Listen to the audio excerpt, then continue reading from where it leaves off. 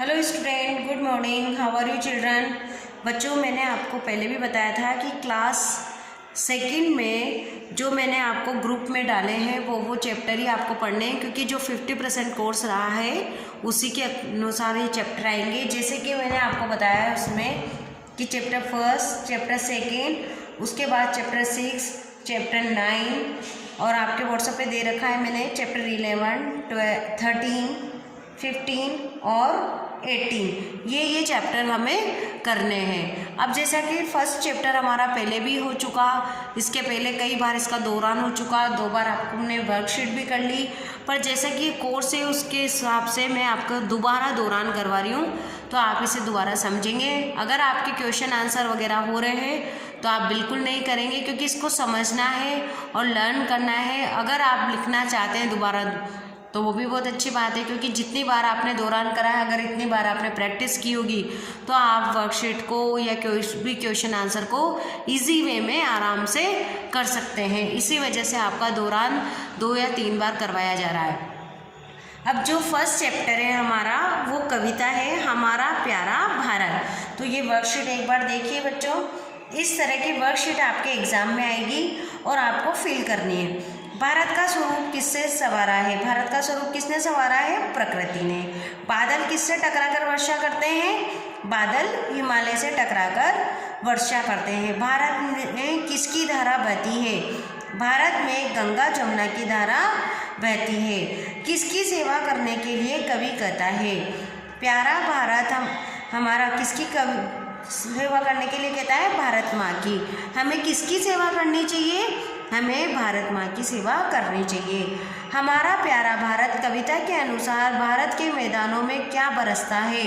फसल रूपी सोना। हम कहते हैं ना कि यहाँ के भारत की धरती पर सोना बरसे, तो सोना बरसे मतलब फसल रूपी सोना उगता है या बरसता है।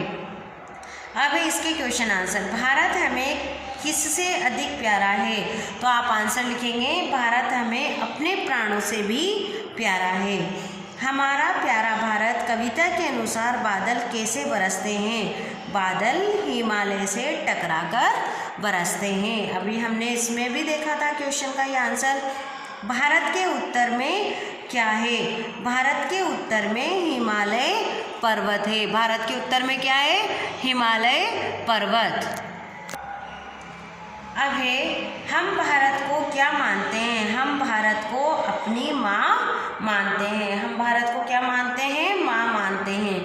हमारा प्यारा भारत कविता में किससे कष्ट मिटाने की बात कही है? हमारा प्यारा भारत कविता में किसके कष्ट मिटाने की बात कही है? हमारा प्यारा भारत कविता में कष्ट मिटाने की बात कही है। जो हमारी भारत माता है, जो हमारा देश है, उसका कष्ट, उसकी कष्ट मिटाने की बात कही गई है। हमारा प्यारा भारत देश में किसकी कविता का, इसमें कष्ट किसका मिटाना है? हमें हमारी धरती माँ का कष्ट मिटाना है।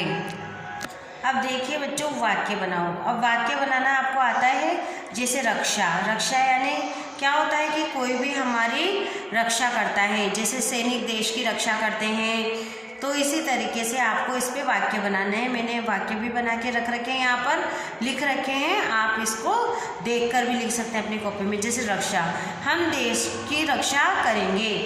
प्रकृति, प्रकृति ने भारत को संवारा है। कष्ट, माता पिता बच्चों के लिए कष्ट उठाते हैं।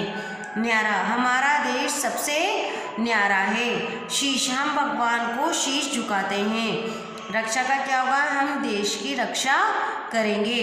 प्रकृति ने भारत को संवारा है। कष्ट, माता पिता बच्चों के लिए कष्ट उठाते हैं। न्यारा, हमारा देश सबसे न्यारा है। शीश, हम भगवान को शीश झुकाते हैं। अब है क्वेश्चन नंबर 4। निम्न पंक्तियों को पूरी कीजिए। इसके मैदानों में सोना बरसे। इसके मैदानों में सोना बरसे। खेतों में है फसलें सरसे। गंगा जमुना की बहती धारा, ऐसा है भारत देश हमारा। तो क्या लिखेंगे आप? इसके मैदानों में सोना बरसे, खेतों में है फसलें सरसे, गंगा जमुना की बहती धारा, ऐसा है भारत देश हमारा। अब एक ख शब्द बनाओ। ये ह फिर ई, ह में ई की मात्रा लगी तो क्या हो गया ही, म में आ की मात्रा लगी तो माँ। इस तरीके से इनको जोड़ के हमें यहाँ लिखना है हिमालय। और जिसमें स्वर है वो वाक्य आप देखेंगे, जैसे ल है तो इसके नीचे क्या लगा हुआ है, हलंत लगा हुआ है। हलंत लगने का मतलब है ये हमारा शब्द आधा है, ये य आधा है, म आधा है, ह आधा है, और जब इसमें ये स्वर मिल जाएगा तो ये क्या हो जाएगा, पूर्ण हो जाएगा। अभी बिना स्वर के लिखा है क्योंकि हमने स्वर अलग हटा दिया तो ये अपूर्ण है। जब इसमें स्वर लग जाता है तो ये पूर्ण हो जाता है। तो आप इसे पढ़ेंगे तो क्या हो जाएगा, हिमालय। कष्ट, क आधा श, अब इसमें ट भी आधा है, श आधा है, इसलिए यहाँ पे देखिए श में भी हलंत लग रहा है, ट, कष्ट। प्रकृति, तो आपके यहाँ पे आपको लिखना है प्रकृति, ये री की मात्रा है तो क के नीचे री की मात्रा। अब है बरसाया, बरसाया, तो ये हो गया आपका बरसाया।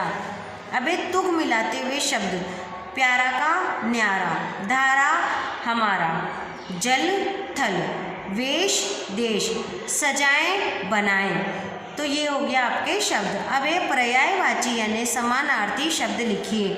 माँ, माँ का क्या होगा पर्यायवाची शब्द, माता, और माँ का शब्द होगा अम्बा। सोना का स्वर्ण कंचन, जग का संसार विश्व, गंगा का भागीरथी और देव नदी।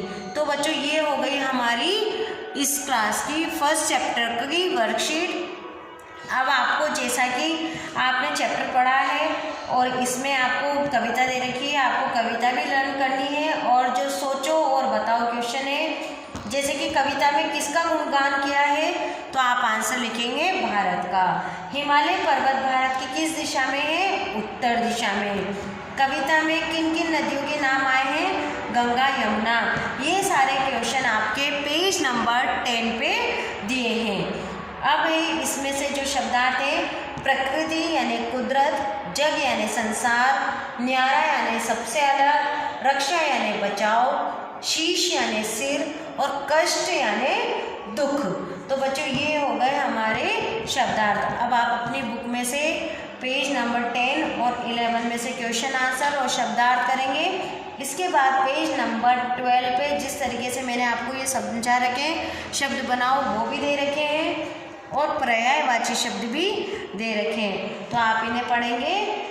और इसके बाद जो हम नेक्स्ट चैप्टर करेंगे वो कल की वीडियो में मैं आपको बता दूंगी। आप साथ के साथ टिक भी लगा लेना, और मैंने आपको व्हाट्सएप पे भी इसका जो सिलेबस है वो सेंड कर रखा है। Thank you.